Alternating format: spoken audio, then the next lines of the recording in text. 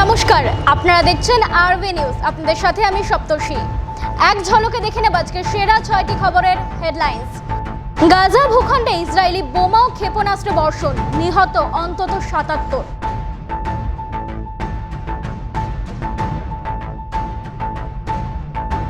দেশ জুড়ে নিট প্রশ্ন ফাঁসকে কেন্দ্র করে দানা বাজছে বিতর্ক। সুপ্রিম কোর্টে বড় দাবি সিবিআই এর।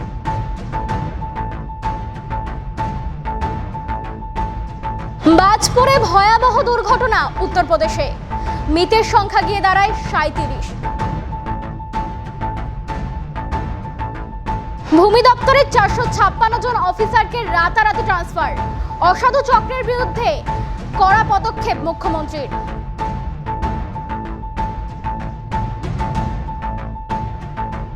পাকিস্তান যাচ্ছে না ভারতীয় টিম, চ্যাম্পিয়ন্স ট্রফিতে মেইন ইন ব্লুর অংশগ্রহণ নিয়ে অনিশ্চয়তা।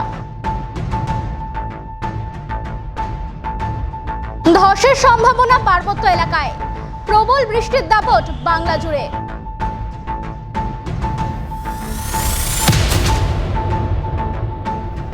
দক্ষিণ গাজার খান ইউনিসের আবাসন শহরের একটি পরিত্যক্ত স্কুল বাড়িতে আশ্রয় নিয়েছিলেন কয়েকশো শরণার্থী।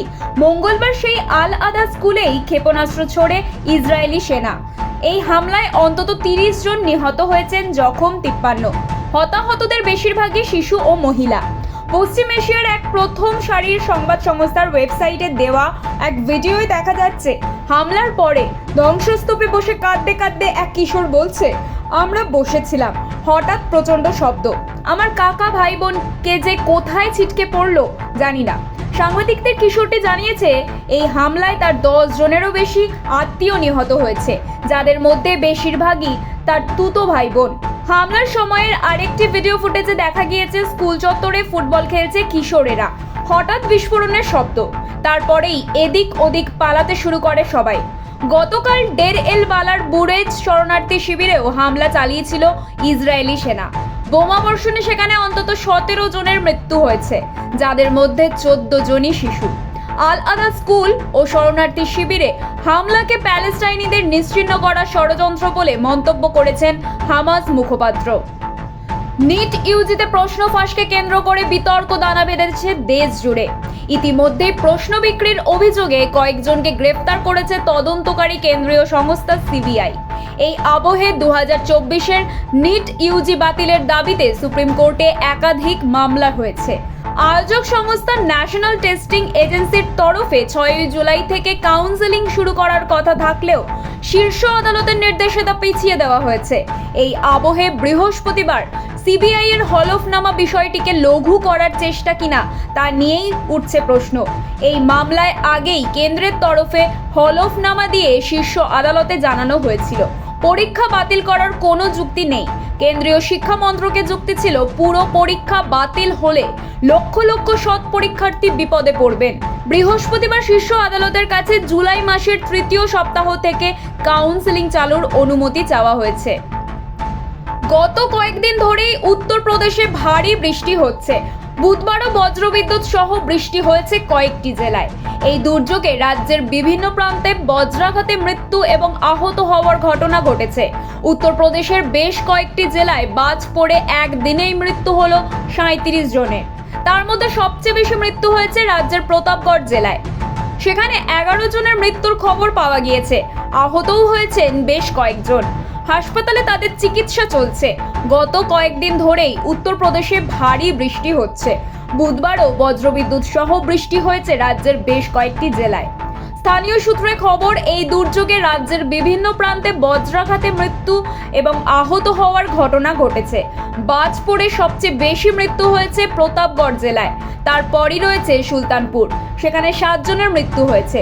চন্দৌলিতে ৬, মৈনপুরীতে ৫ এবং প্রয়াগরাজে ৪ জনের মৃত্যু হয়েছে বলে জানা গিয়েছে।